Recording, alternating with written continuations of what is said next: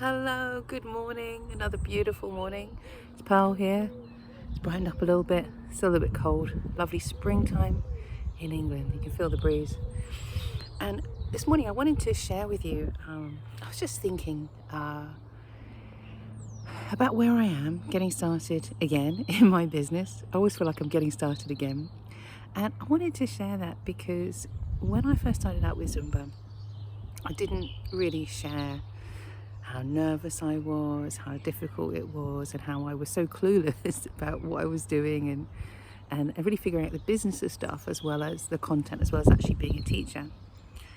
And I was very lucky because I had some wonderful teachers who were like mentors to me. When things got really tough, I could go and ask them questions. That was absolutely brilliant. But I do wish I'd kind of written down or shared with people just how difficult I was finding it, even for myself, even a diary. So when I went off on Camino and doing the Camino de Santiago, I wrote it all down because I was like, oh yeah, I really wish I could remember how that felt and share it with other people, because I think it's so useful, really, to understand how it feels for people getting started. I mean, half the books I read are about people starting their own businesses, and I find that quite useful because it reminds me of the challenges and it helps me figure out the current challenges. So where I am at the moment is, oh goodness, like most people coming out of the pandemic, figuring things out, building on the things that I've done before, like Zumba, like all the books and the video courses that I did during the pandemic, and been teaching some training courses for the last, goodness, just over 6 months, which I just love. Sorry, it's a bit windy here, but I apologise if it's getting on your nerves. And so I'm loving all of that, but I know there's more. I know there's bigger, and I'm trying to figure all that out and asking a lot of questions, knocking on a lot of doors. And I had a lovely session last week with a great business coach who was really asking me some questions about what I do and who it's for, and all those kind of things. And it was really good because she really put me on the spot. And it helped me to see a lot of the stuff I was blinkered to, a lot of the stuff I wasn't really thinking about. And some of that is because of bad experiences in business and industry.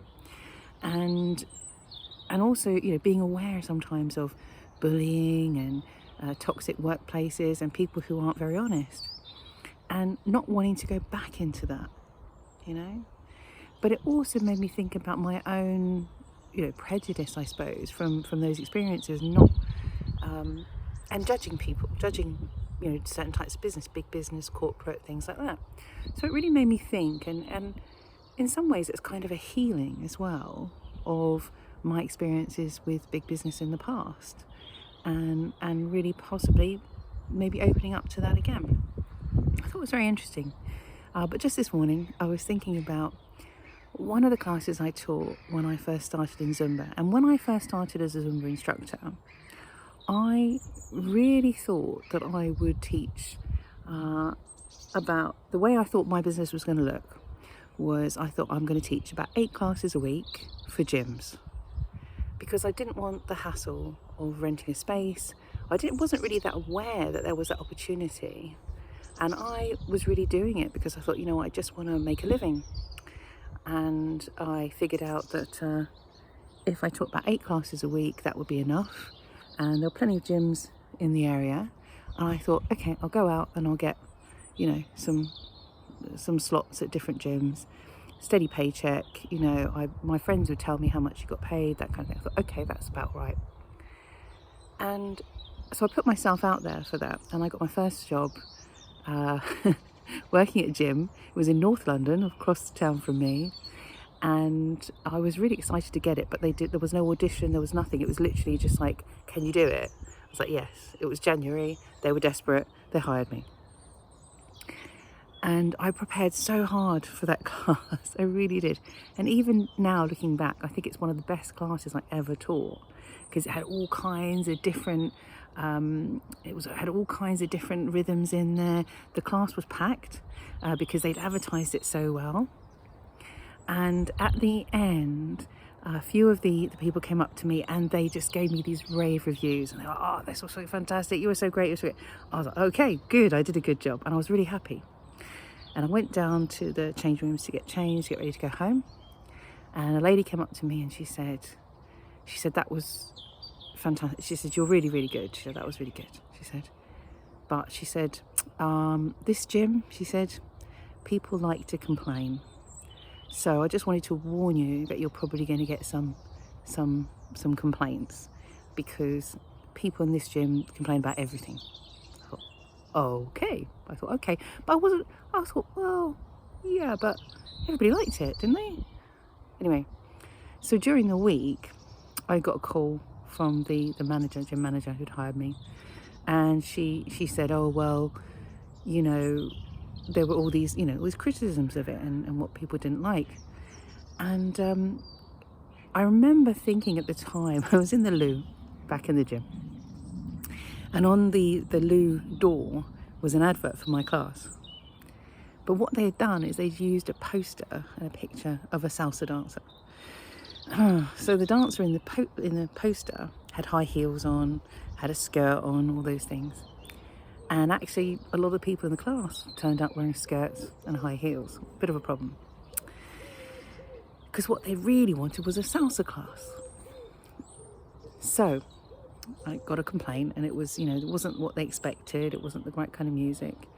And there were some quite reasonable things, reasonable things that I had forgotten in a standard gym class, that you always say this and you always say that.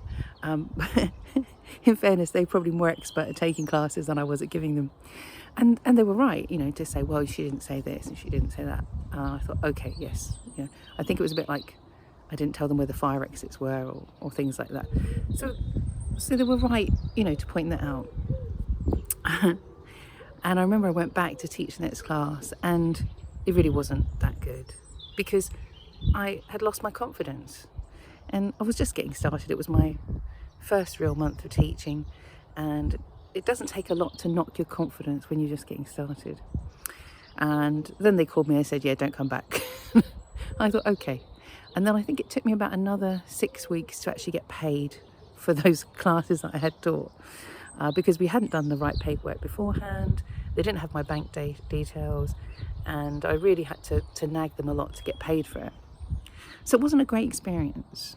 And at the same time, I started my own class because I just was working in the community with some volunteering.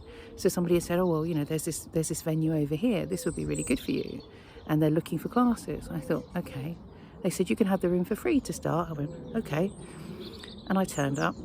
And my first class, I had 2 people, and we just really made it up, and we kind of had a good laugh, and we did basically just a lot of salsa. We didn't really do much, we didn't do much Zumba. And that was really because I had 2 people, and I thought it better to just do what was right for them. And so that was a big learning experience for me, that sometimes the best thing you can do is not the perfect class or the great lesson, but just what's right for the 1 or 2 people in there. Almost like a whole class of warm-up, just make people feel good about what they're doing. And as my business expanded, it really was just adding on more of my own classes, sometimes working with other people. And over time, really what I learned is, it's great to go out and do stuff with other people. For me, it was great to go out and do stuff with charities and even churches and places like that. And I learned a lot. But my core business was really what I was generating myself, what I was hosting myself. And that was very interesting to me, because it was certainly not the way I expected things to go. But what I really learned about that is I got to do what I wanted. So if I wanted to launch a Zumba Gold class, I launched a Zumba Gold class. If I wanted to do a kids class, I launched a kids class. Those never really worked for me. I was always better going into schools for that. But that was also the place where I was working, because it was much better to go into a school because they had the money to pay me, whereas not a lot of people in the place that I was teaching had money for kids classes and things like that. So, quite a low income area that I was mainly teaching in. And you live and you learn and you try things out. But what I love is I got to try new things. I got to experiment. But the big thing I learned, and this I think is very useful for you if you're figuring out your business or your vocation, is that generally speaking, so people come up to you and tell you the good feedback. They tell you, oh, that was great, that was really good, that was good, you know. But if they want to give negative feedback, they often go to, say, your manager or somebody else who's associated with the class. And it's quite good sometimes to have somebody who that they can go to, even if it's a manager of the venue. So it's your class, but then somebody in the venue will say, oh yes, they've said this, they've said that. And that can be really helpful. And sometimes you have to solicit the opinions and the negative feedback because people won't give it to you directly. But when you get that negative feedback, when it's your class, sometimes you can ignore it because it's a bit like, you know, you're making a lemon drizzle cake and people come up and they say, I don't like lemon. And you say, well, it's okay, because it's not for you if you don't like lemon. You go and find another cake and I'll stick making lemon drizzle cake, that's fine. But it allows us to really decide what market we're going after. Whereas when we're working for somebody else, very often they're looking for somebody who's going to please everybody or please the people who like to complain. And the great thing about when you have your own business is that you can ignore those people because there's always one or two that like to tell you everything that you did wrong, that like to tell you what they didn't like about it, the difficulties they had. And while those people can be very useful in making a better class, better product, they can also just be people who are just looking for something to complain about. And you can spend your life trying to make them happy. Do you really want to do that? Do I want to do that? Or you kind of try and make yourself into this very middle of the road person, try not to offend anybody. Do you really want to be like that? Do I want to be like that? Don't know, maybe. But I think what I'm thinking about back then, thinking about right now, what I want to do, and who do I want to be for? You know, who do I want to serve? And I think the thing is, what I've learned about myself is even if I try and serve that mainstream, I'm only happy if I'm really being honest and truthful. And certainly I'm not going to change the core of what I teach. I'm not going to twist it around to please people, because it wouldn't be much use to people if I did. Because it's all about being truthful and authentic. I have to be authentic, don't I? Anyway, I thought this might be useful for you. If you're having one of those moments where you're not quite sure if you're going in the right direction, if you're on the right path. And what I've learned is there's so many paths, so many different things that we can do. And so, yeah, it's important to take time and think about, you know, what's right for you. And I think, you know, sometimes we look around and we have a lot of stuff about feedback, you know, getting that feedback, working on it, doing stuff. And sometimes the best thing about feedback is when somebody says something, you know, like a friend or a partner or a family member says something and you think, you really don't get it. You really don't get it. And that's okay, because you don't have to be for everybody. You can be Marmite. You can be something that people either love or they hate. That's okay. Unless you're trying to win an election or something and you have to please all the people. You can just be yourself. And what I really remember from back then with Zumba and doing that was the freedom that came from recognizing that you can't be that person that people go absolutely crazy over, like in that very first class, if you're just teaching what people expect. You know, if you're teaching what people already expect, and sometimes you have to really blow people's minds. Some people love that and you get this incredible reactions, and some people say, oh no, I want something safe, something that doesn't push my boundaries, something that doesn't challenge me. And I rather challenge people. I think that's a fun place to be. I like to challenge people, help people to move out of their comfort zone and surprise themselves. That's the best thing, helping people to see that they've got so much more in them and they can achieve so much more. I love that.